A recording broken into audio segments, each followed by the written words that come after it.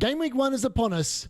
Pre-season is officially over. The Community Shield happened last night. Liverpool and Crystal Palace played out a very good opening thing. And now we're back. We're excited. We're ready for the football to return. And today I've got the ultimate pre-season guide for you. I cover every single team that is playing football in the Premier League this season. All the good assets, all the assets you should be avoiding, all the pre-season form, all the hot takes. This is your cheat code to the season. FPL D-Unit is back with the longest ever show I've ever put together, and it's taken me hours to sift through and provide all the information I've given to you in today's video. Before we get into it, please help me out by smashing a like on the video, leaving a comment at the end of it with what it made you think about, and please, if you haven't already, smash that subscribe button. We're on the way to 3K, baby. Let's get into it.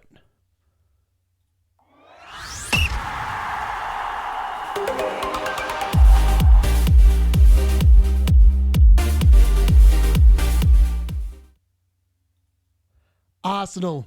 That's where we start with our pre-season guide. The questions that we need to ask ourselves of the Arsenal team this season. Are they going to win the league? Most Arsenal fans will probably think that the answer is yes. But realistically, have they done enough this summer? And are they worth investing? Let's get into the FPL questions. Are they worth investing in for the first 6 game weeks? Look at that down the bottom. Man United away first up. And I tell you, being a Man United fan, I think the Arsenal are in for a rude awakening game week 1. Game week 3, they've got Liverpool away. Game week 5, Man City. And then Newcastle in game week 6. And Nottingham Forest, the stingy defence, are also in the first 6 games. I don't know whether it's worth investing in any Arsenal defence whatsoever to begin with. Will the new signing start? Well, we saw Gyökeres start on the weekend in the last preseason game against Athletic Club. He did come off the bench in the one before after he'd signed. So potentially, he might just come straight in to the starting lineup for game week 1. We're not sure. But I think what we do need to ask, are we about to see a version of Pep Roulette? But this time, it's going to be Arteta Roulette. We've got Notty Madueke that's been signed to rotate probably with Martinelli. We've got Wanyeri and Saka. We've got Gyökeres and Havertz. We've got Zubimendi, Norgard added to Odegaard, Rice. I just think there's going to be so much rotation. It's like Arsenal now have a really good squad. They have 2 players literally for every single position. So yeah, what players do I think I would be avoiding at the moment? Pretty much all of Arsenal's defence. I think if I was to pick an Arsenal defender at the moment, I'd just go with Raya in goal. I don't think they're going to be keeping clean sheets, and that's why I just don't think. But here's the cheapest one. I don't think Gabriel Saliba are actually worth it for 6 mil. Their DC points are poor. White and Timber, who's going to start out of them? Lewis, Skelly, Califorio on the other side. Again, I just won't be going there. I think the most nailed assets are the 4 that I've got there. Saka, Odegaard, Rice, Raya. I think they're literally going to start most of the games. Gyökeres might join them once we figure out what that mix is going to look like with Havertz. But for me, you look at the scores they've got in pre-season as well, it doesn't ring too much confidence. I mean, they have kept 2 clean sheets out of their 5 games. So again, that's not good. I just really think that they're going to be caught out by Man United on the opening day. Their top performers during pre-season, definitely Saka. Zubimendi looked really nice. White has done really well. Dowman, who's probably not going to be playing in the Premier League, but he was really good. And Odegaard and Rice also look really good. So again, lots of nice assets. But that difficult first 6 game weeks is definitely not something that inspires me with much confidence in terms of the Arsenal assets early doors. Moving on to Aston Villa. Now, these guys are a real quandary. Now, and you can see there again, we look quickly at the results that they've had. They've kept 2 clean sheets in their games. So make of that what you want. Really, I don't know what else you want me to say about that, other than the fact that the results haven't been overly fabulous for Aston Villa. They've actually been quite a mixed bag. They've got a few defeats in there. They've got a few wins. They've played a few second string teams. Yeah, I don't know. Martinez is obviously suspended for the first game of the season. We don't know if Matson's going to take over from Luca Dean. Konza doesn't have any DC points. There's just so many question marks about Aston Villa that I've got concerns with. So will they actually improve their squad? We have seen Gusand, I think that's how you pronounce his name, he's come in. But other than that, there hasn't really been too many incomings at Aston Villa to begin with. Will Rodgers be fit, which is the big question that everyone wants to know? Or is he going to be a dud for game week 1? We don't know. We'll have to wait until later in this week to actually find that out. Will Watkins and Martinez still be at the club post the deadline? in 3 weeks' time? That is a really interesting question because Emery has shown last season that he's quite happy to ditch Watkins for like Rashford and play him up top, even though Rashford was really a left winger. We saw John Duran also take minutes off Watkins. It's obvious that Emery doesn't like Watkins that much. And Martinez, I think, is very similar.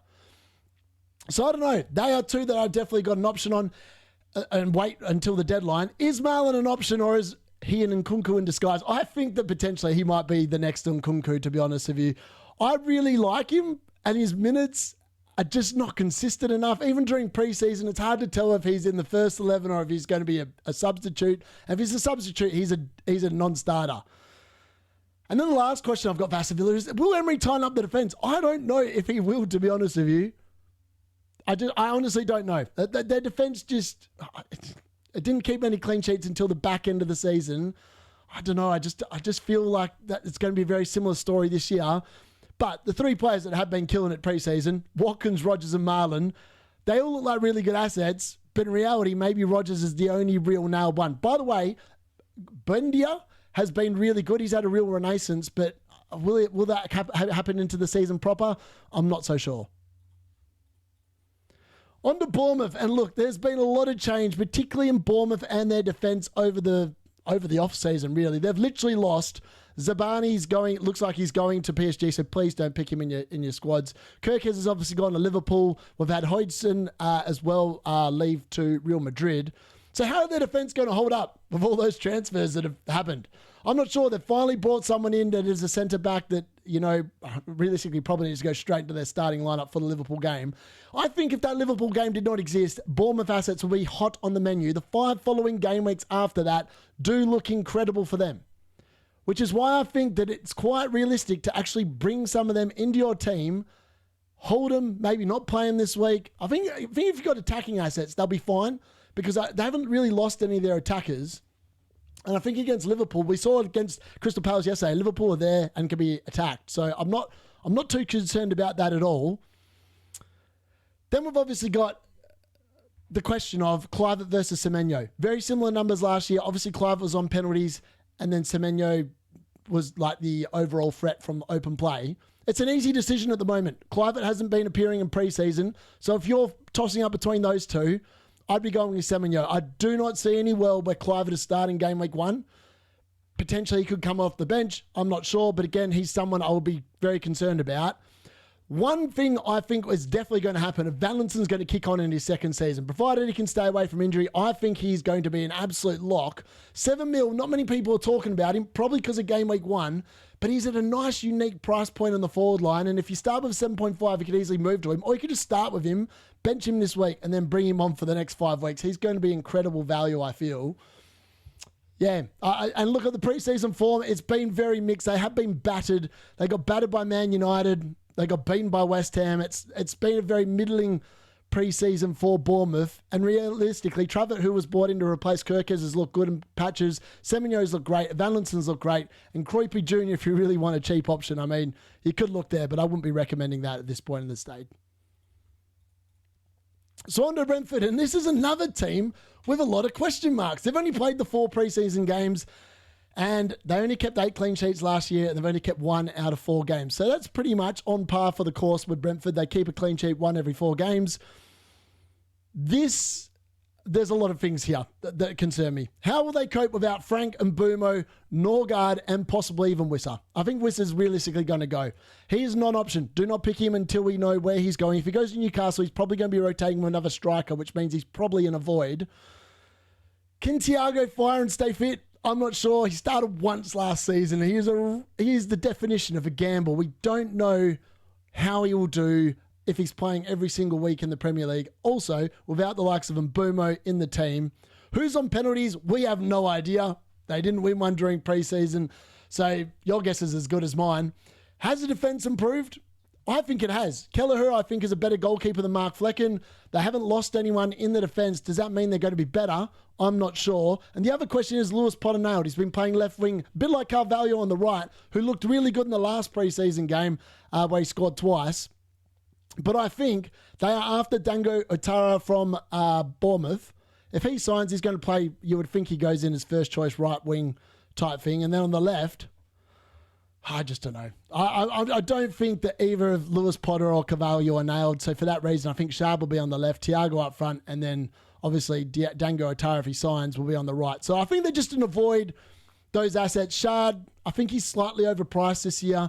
Carvalho, I mean, if he started every week and he did what he did in the last game, he'd be great, but I just don't see it. Vandenberg, there's better defenders at 4.5 mil, and as I said, Wiss is going. Collins is an absolute... He's a no-brainer. He's the best, probably the best 5 million defender in the game. This dude's already gotten a goal and an assist during preseason as well. He's now the club captain, doesn't miss a game. He's my favourite Brentford asset by a country mile. Damsgaard's also really good value, and I expect him to continue that goal threat. He's really going to have to pick up the mantle with the departures that have happened this season. But Brentford do have a nice start to the season. No really tricky, like really stupidly hard games in there. The hard teams do come to Brentford. So they are home games. So I think that they'll have a nice start, and that might get them off, which might be enough to consider their assets. So on to Brighton, and Brighton are one of those teams that just play a million games. As you can see there, they've played 8 games in preseason. Quite often these games have been first string team and then the second string team. Some of the top performers have been Jorginho, De Kuyper. He's looked really good at that position. He scored in the last game as well. Minte, he's got a few goals. Steele has been in for Bruggen. And Bart Simpson is an avoid for me. I know a lot of people looking at bench boost early doors, but Bart Simpson hasn't been fit. It looks like he might be fit for game week 1, but Steele's been pretty good in preseason. So does he actually keep his spot? I don't know. These are question marks for the start of the season. O'Reilly, he's been really good, by the way, and Ayari. But O'Reilly, there are rumours about him potentially going to an Italian club, so that's definitely one to watch. The questions we got asked at Brighton, though, can Welbeck start enough games to be viable at 34? I think the answer to that is a big fat no. That's just my personal opinion. When you get to the age of 34, you need to be looking for the next thing. Jorginho could be amazing. He has played some minutes as number 9 in the last game as well. So again, that is definitely an option. Will Brighton defensively tighten up this season and push for Europe? They're so close every single year. Is this the year where they finally push on? They've got to tighten up that defence. So last year, there was not enough clean sheets. They kept on leaking too many goals. If Herzler can fix that, I think they'll be great. Will Believer cement himself in Brighton, or will he leave for Manchester United? That is the key question. I think if Believer leaves Brighton, it automatically strengthens Man United's team, but I think it drops Brighton a few spaces down. Believer looked incredible last year, and he's hitting that age where he is about to dominate. He could be definitely the next Caicedo coming out of Brighton. It's just a matter of if he's going to be there for Brighton at the start of the year or not. And will those points be spread around again? Last season we saw Brighton would score 4 goals, be 4 individual goal scorers. Yeah. I think Matoma, Jorginho, Minte are the 3 players I really love. If you wanted to pick from the Brighton defence early doors, it's probably Van Heck. He seems to be the most nailed. He's going to play every week. De Kuyper could be really good as well, so maybe he's a bit stiff to miss out there, but you've got to go with the tried and trusted for the start of the season.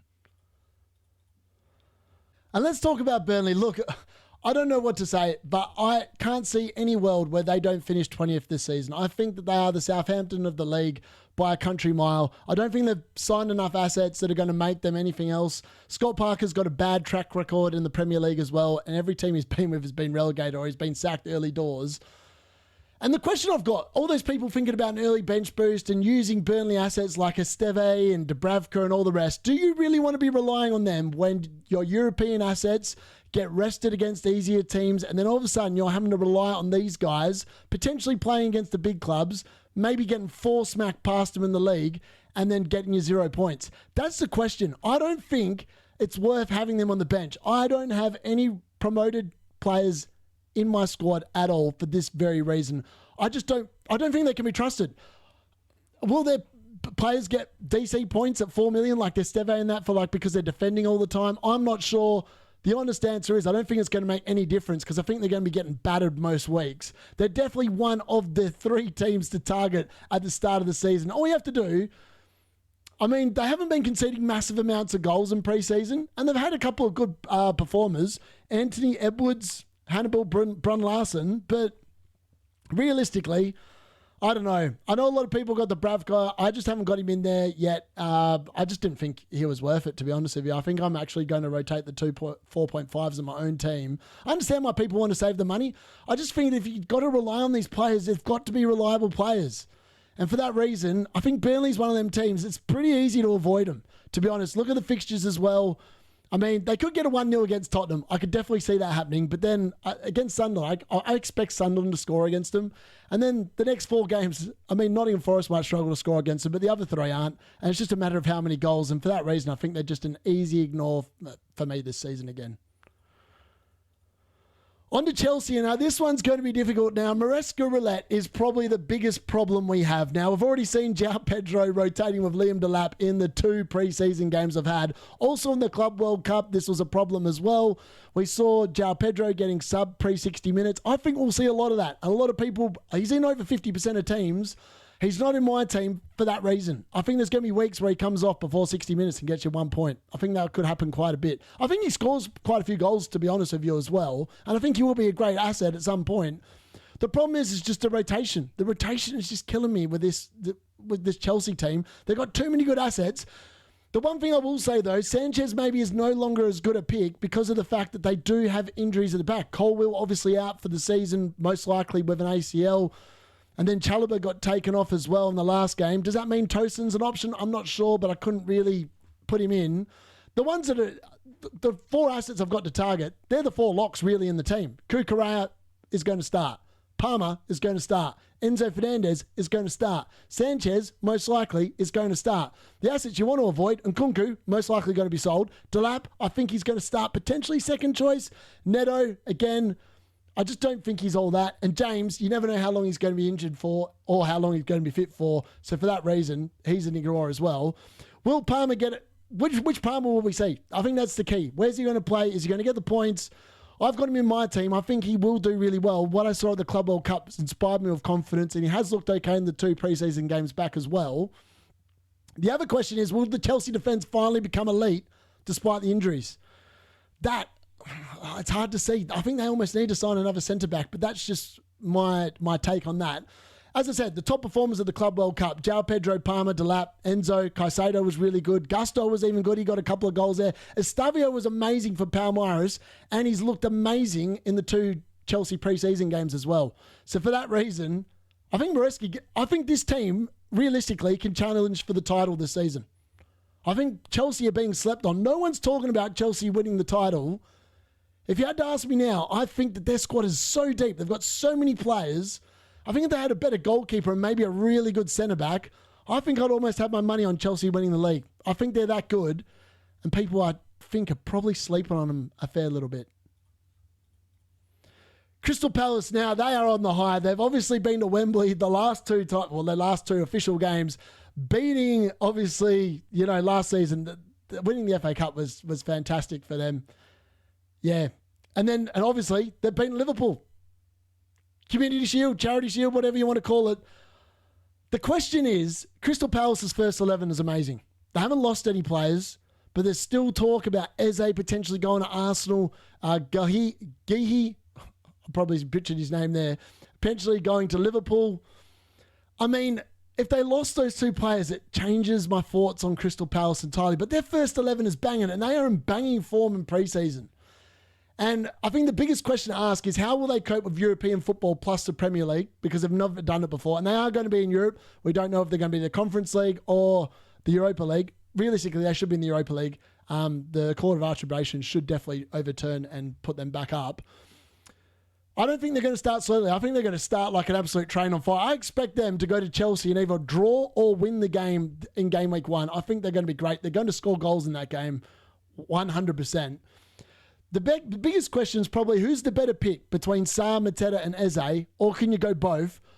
I think Sarr's one of them ones that shows up in the big games. Against the lesser teams, sometimes it can be like the Mateta. What we did learn in the Community Shield, though, is Mateta's on penalties. Eze missed his in the penalty shootout. Mateta took the one that was won during the game, and he also scored the one in the penalty shootout as well. I think he's pretty set to be on penalties to begin the season.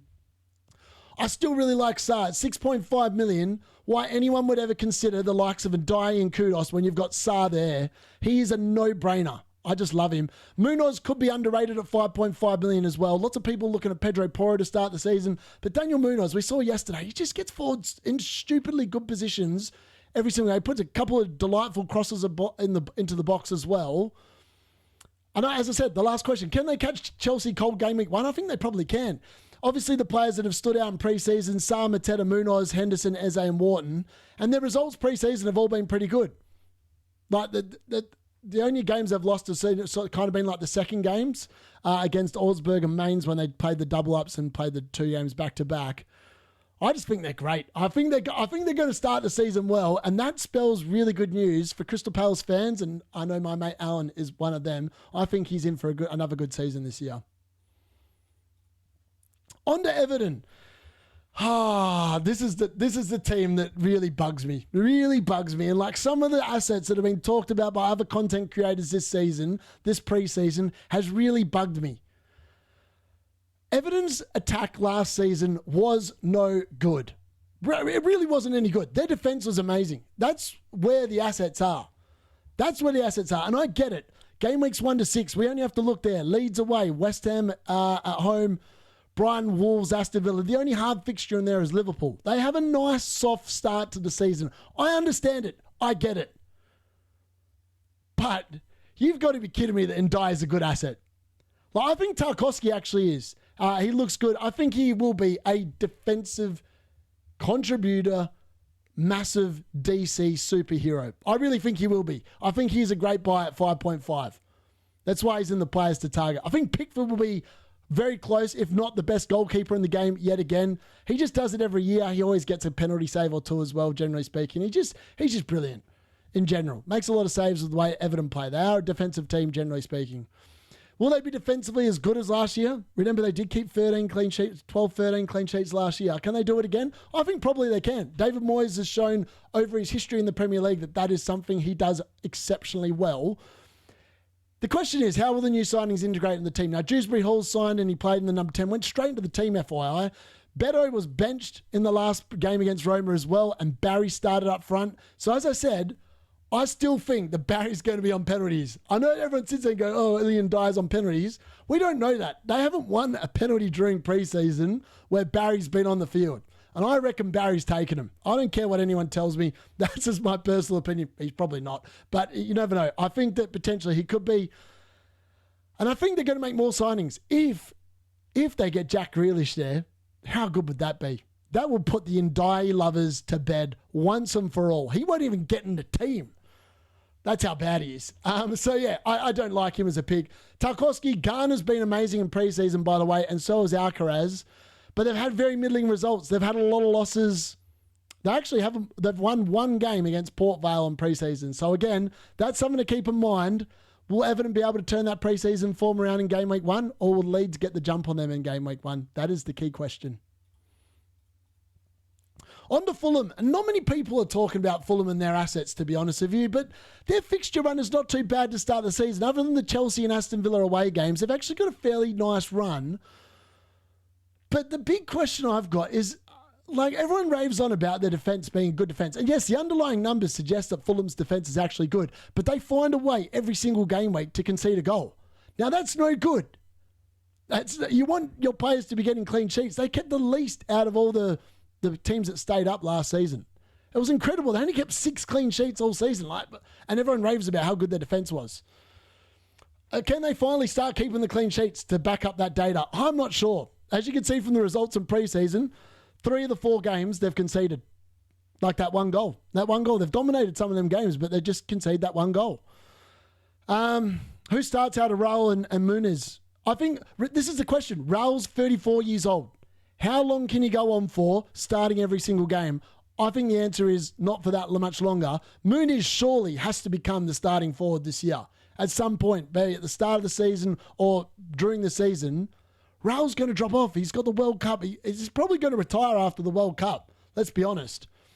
Will Wilson deliver in the Premier League? Well, we've seen him deliver in the Premier League. We've seen him deliver during pre-season, but can he stay fit? That is the real question. Can that man stay fit? I'm not sure that he can. And that's the honest answer I've got for you. Robinson, I still think, is one of the best 5 million defenders, but I've got him slightly below Collins, and there is some question marks about him because he's had a bit of a knock, bit of an injury during pre-season, so he's definitely one to monitor in the run-up to the Game Week 1 deadline on Friday night. But yeah, Wilson's been amazing. Raul's been good in pre-season. He's got a direct free kick the other day as well, by the way, which is pretty cool. King, Smith-Rowe also looked pretty good, and Leno's obviously been doing his work in goals because Unfortunately, Fulham just keep doing that. Now, one pick I really do not like is Anderson. I don't understand why the AI algorithms love him, but he's a dud pick. Absolutely dud pick. Adama, again, too much of a risk for me. Wilson as well, he could be problematic because he just doesn't seem to be able to stay fit. Tede could be an option if he starts at right back. They did give him a new contract, so you would expect him probably to get the start there instead of Castagna. But it's going to be interesting to watch and see what Marco Silva does this game week. On to Leeds. It's great to have them back in the league. I love them. Being a Man United fan, it's so much better when Leeds are in the league. Just so I can start singing the chant, we all hate Leeds scum. Don't give me a downvote for that. That's just... I know, it's friendly rivalry. All the Leeds fans out there, I love you all. I'm glad that you're back in the league and it's good. We played a 0-0 draw against you and you guys actually looked half decent in that game. I thought Bogle was really good. Pereire's actually been in really good form in pre-season, been scoring the goals. Longstaff, they've obviously signed from Newcastle. Could be a really good DC monster in the midfield there, breaking up. And he does like a goal, Longstaff, at his time as Newcastle. So I'll be interested to see if he can replicate that at Leeds. Strike, again... He's just good. Apparently, he could be on penalties. I don't really know who's on penalties for Leeds, to be honest with you. Darlow is not an option. They've obviously signed Perry, and he's started the last game. So everyone thought maybe he could be the 4 million bench boost in game week 1. He's not an option. Harrison, James, Bamford. Bamford's old. He's not going to get many minutes this season. Harrison and James, they've done it in the Premier League before, but they're not consistent players, and I don't think you can really be going there. If you're spending that much money, you might as well go for players from other clubs. Will Leeds be as entertaining as the last time they're up?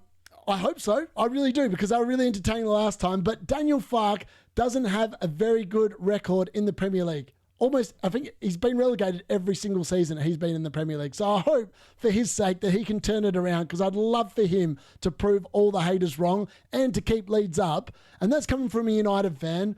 I really hope that they do well this season, just not well against us. If you beat Liverpool, by all means, crack on. Again, which players do you target now? I've seen Rodon in people's teams and all that. I think potentially Prore is actually the best one. If they don't sign another forward prior to... this is the hard thing. When the season starts before the transfer window closes, it's hard to gauge. I think Leeds will probably sign a striker, but Prore did it in the Championship. If he starts early doors and gets a couple of goals in the first couple of game weeks, maybe against Everton, I don't know if he's probably not going to score against Arsenal, but if he scores at home against Everton, he could be good.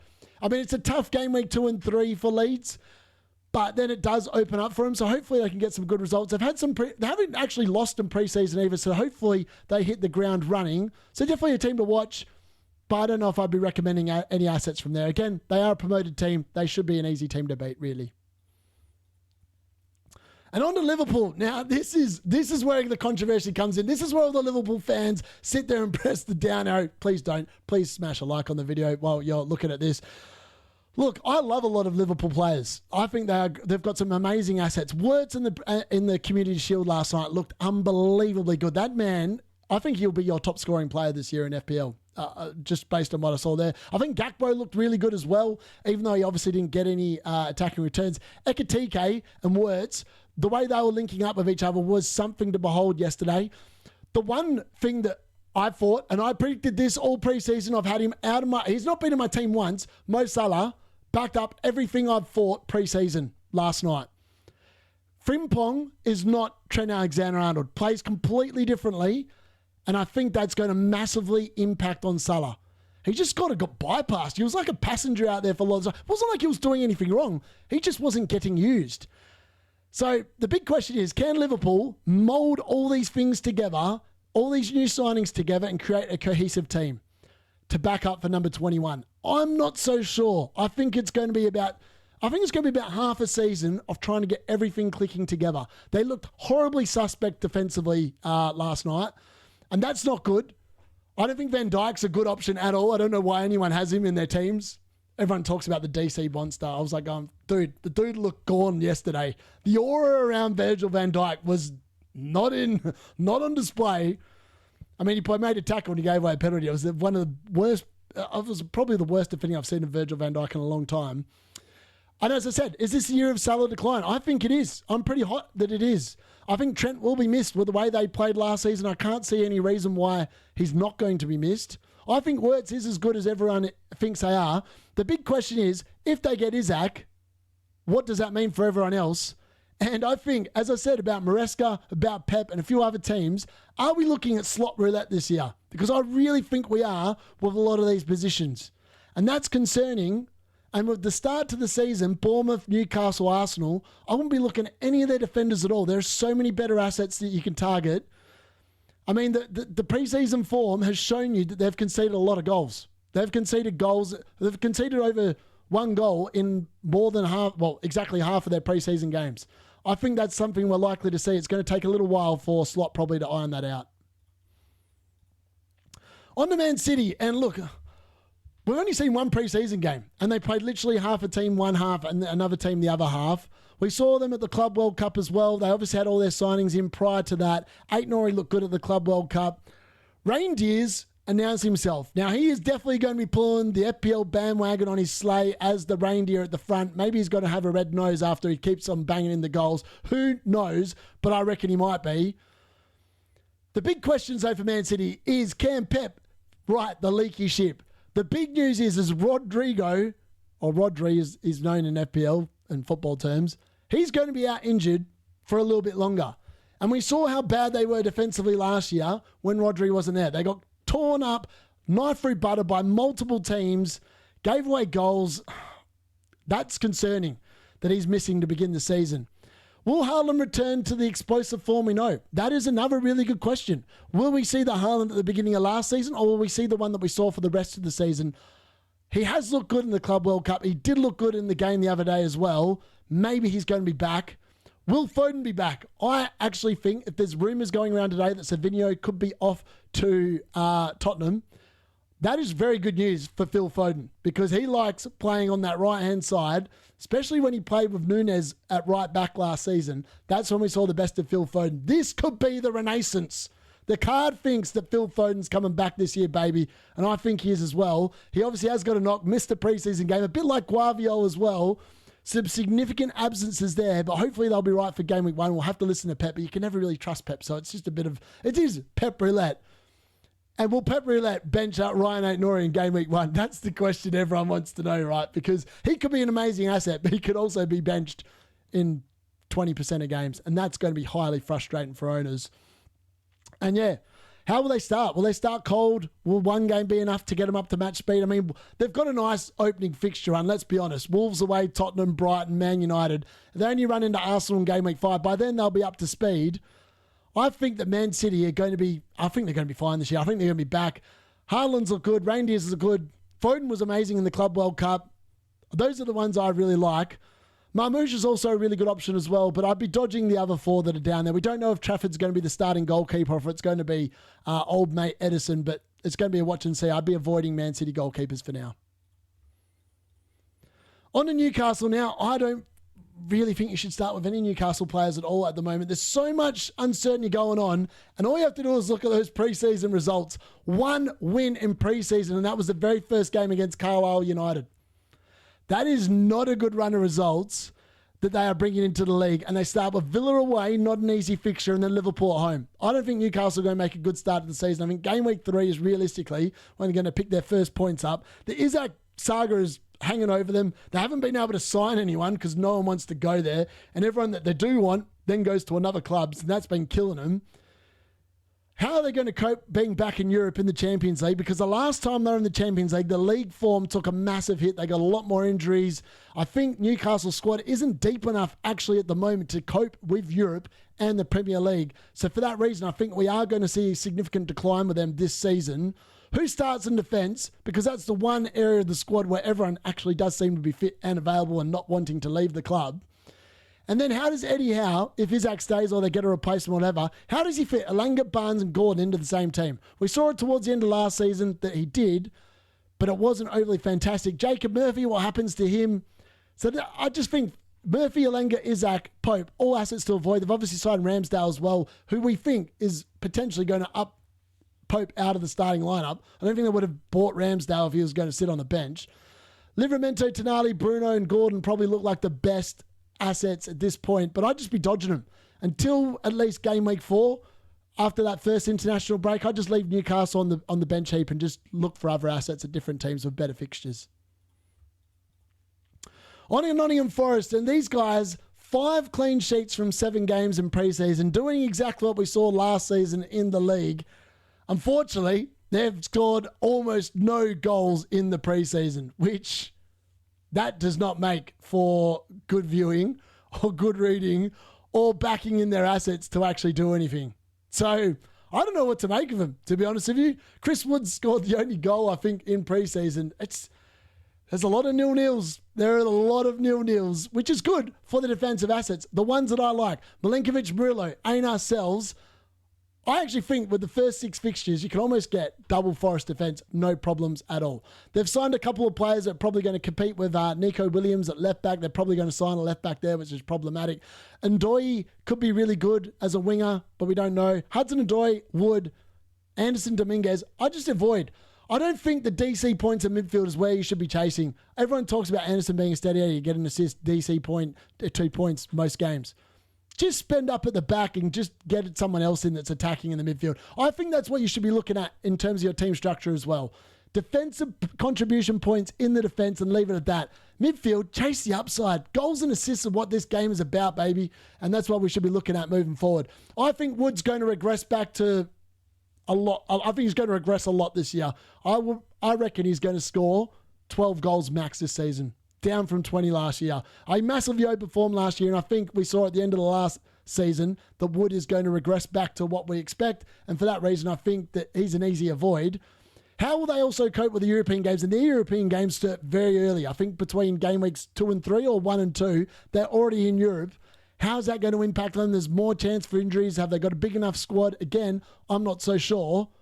Will their defence be as elite as well? These guys kept 13 clean sheets last year. Can they do it again? If you had to split Milinkovic and Murillo, which one do you get? I think you get both. If your team structure allows. If your team structure does not allow, I still prefer Milinkovic. He's got way more attacking threat than Murillo. We saw that last year, and I just think he's great. And Sells, potentially, could be the best value goalkeeper in the league, especially with those opening 6 fixtures. He's almost a set and forget, and he does cover that Nottingham Forest defence at a slightly lower price point as well, and he does get those save points too. On to Spurs, and look, we all know what I think of Spurs. I think Spurs in general are rubbish. And I've talked to Spurs fans this preseason, and they are very concerned about what they have seen. I mean, their form has been interesting. They got spanked by Bayern Munich. They haven't been scoring many goals. They brought Kudus in, who realistically his best place is on the right-hand side, but that's where Brennan Johnson likes to play. They've lost Son. Solanke hasn't been able to get on the field. I've got so many question marks. Everyone says that their defence is going to get better because Frank is now in charge instead of Ange. Well, Frank's Brentford only kept 8 clean sheets. Does he actually improve him that well? Does João Paulino improve him that much? Why did he not work out at Bayern Munich? It's an easy league. It's playing much easier teams in general week to week, and yet he couldn't be a success there. What makes everyone think he's going to be a success at Spurs? Spurs is a big club. It's got that... Well, it is a big club. They've got a big stadium. But I just don't really rate their squad. I think their squad's actually gone backwards this summer so far. I don't think they're bouncing back from 17th too high up the ladder, to be honest with you. I've still got Spurs finishing in the bottom half of the ladder this season. I think Frank's going to find it really hard. He could be more like Potter than an Eddie Howe, I think. Just with the fact that he's not going to have the quality of Mbeumo. He's not going to have the quality of Wissa. I think Wissa's so much better than Solanke. I just think Solanke doesn't do that well at the bigger clubs, to be honest with you. I think Bournemouth was his level. Can they replace Maddison and Son in the lineup? That is one of the biggest questions. Can Solanke stay fit and fire? I don't think so. And will Spurs keep clean sheets? They kept 6 clean sheets last year, and everyone wants to bring in Van der Ven and Pedro Porro. Tell me why. Tell me why. Make it make sense. It doesn't make sense to me. I don't think they're keeping many clean sheets again, to be honest with you. Based on what Frank did with Brentford, I think the clean sheets are going to be lacking once again. On to Sunderland, and look, Sunderland, they've made a lot of good signings, let's be honest. Their start of the season is really good as well. I understand why people want to bring him in and play a bench boost in game week 1 or 2. It does make a bit of sense, but again, do you really want to be relying on assets from a team that I expect to finish in the bottom 3? They bought that many players. They're doing like a Nottingham Forest take on the Premier League. They're buying lots of players. They're probably going to see what works, what doesn't work. How quickly can they gel? Will they gel? Those are all the key questions. If they don't gel, Sunderland are in trouble. They'll go straight back down if they don't. And they are fighting history. The playoff teams in the last, whatever it is, years have all gone straight back down. Again, I expect lots of teams to score heavily against them. The biggest thing is how these signings bed in. And lots of people are bringing in Reynaldo on their benches, Xhaka on their benches, Gui on their benches. I think they're all traps. All very low-owned, low-priced traps. And I think 100% they are a team to target. Look, they've had some good performances over preseason. They've had the odd couple of wins. They've had a few losses as well. Lafi's look pretty good. Reynaldo and Diarra's actually look pretty good. But honestly, I'd just be avoiding them at all costs. On to West Ham. Will Potter finally improve the Hammers, or will they be fighting relegation off again? I hope they don't. I've got a lot of love for West Ham. Ever since Jesse Lingard went there, my love obsession with them has definitely grown off. I don't know. I think they've actually done well. They've made a lot of money out of getting rid of Kudus. I don't think they're going to miss him at all. Based on last season, I don't think they missed him when he missed games last year. I even think they actually played better without him. How good will Jupe be on the left? I think he's looked amazing during preseason. When they played Man United, I was exceptionally impressed, to the point where he is now in my team. Will Bowen be worse or better? I think he's going to be actually better as a forward than as a midfielder. The forwards, he's nailed. He's not going anywhere. There's no transfer speculation. He is their talisman. He is the captain of West Ham. He's going to be great. Can Fulkrug be an option this year? 6 million. He's been starting all preseason. He's been banging in goals. Wilson's obviously been signed, but Wilson can barely stay fit as it is. And I really think that Fulkrug's going to get a good run to start the season. And he could be a real differential that people are just sleeping on. So the top performers during preseason have been Juve, Bowen, Fulkrug, Wan-Bissaka. Paqueta's actually been pretty good as well. He's been back in some form in preseason too. And again, the fixtures for West Ham to start the season are actually pretty good. And other than the Man United game, they've won every game in preseason or drawn. And they've actually played some decent teams in there. So I think West Ham could start the season really well.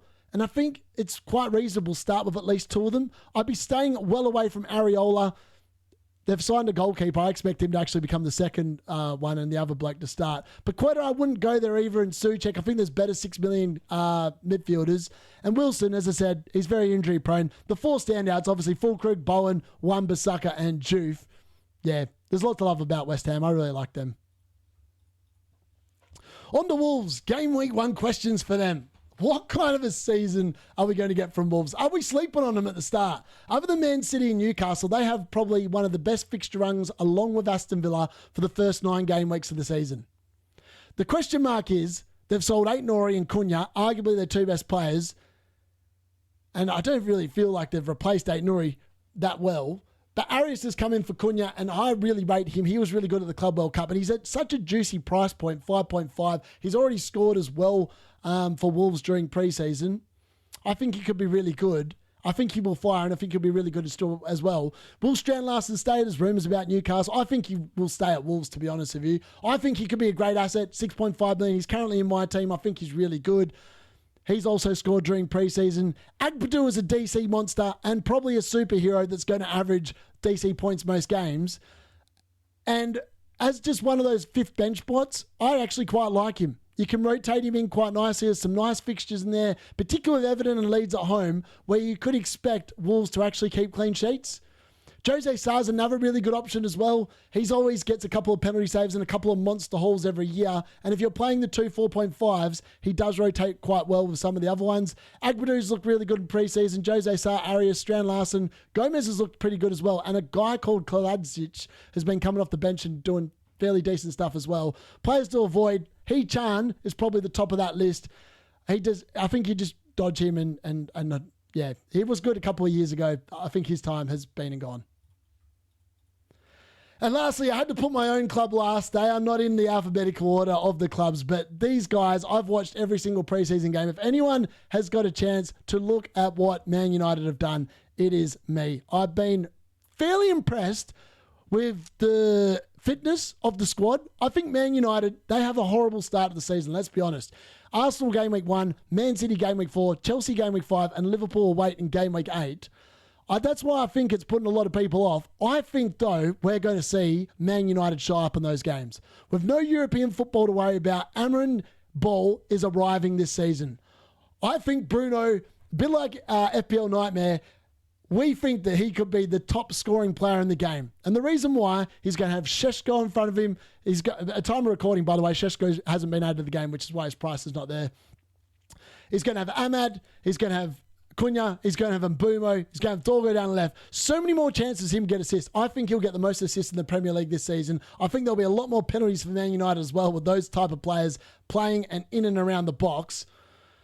Are Man United going to be back after the business in the market? We have to see. If they do get Belieber and maybe a goalkeeper, I think they really could be back. Ahmad's definitely being overlooked. 6.5 million. He is going to outscore the likes of Ndiaye and Kudos that everyone seems to be raving about. He is massively being slept on. Yeah. I think the only concern is whether Dalot starts instead of Dorgu, but I don't think he will. He doesn't have the attacking impetus or knowledge that Dorgu and Ahmad seem to have. And as long as we get rid of that clown in goals, Man United should have a really good season. Ahmad's looked great in preseason. Fernandes looked great. Dorgu's looked great. Cunha's looked great. Euro has looked really good as well. Another great 4.5 million option. Probably not going to get the attacking returns, but you could definitely get the DC contribution points. And I think Man United look good. Haven't lost in pre-season. I think they'll go into the season looking good. Yeah, just avoid those 4 players down the bottom. Højlund's probably going to be sold. Ugardi, I don't think is going to be getting too many minutes if they sign a midfielder. Dalot is not getting in front of those two. And Onana, the clown, just needs to be sold. So that brings us to the end of my ultimate guide with every single team covered. I know it's been a long one. Hopefully you've made it all the way through to the end. If you have, let me know. Have my questions for each team bang on? Have I lost the plot completely? Let me know in the comments. I'm intrigued to know what you all think of what I've put together. It's taken me a long time, but hopefully it gives you a lot of food for thought with all the results that have happened for each of the clubs over the course of the preseason. Yeah, let me know what you think. I'll be back with videos up until the game week deadline. And if anyone's wondering, I'm not doing updated drafts. I'm sick of seeing them. I'm really sick of seeing them. I'm not about that, but you will get my team selection on Thursday, so make sure you keep an eye out for that one. I'll be back tomorrow. I've been FPL D-Unit. Smash a like, smash that subscribe button, and leave me a comment before you leave. Thanks for watching.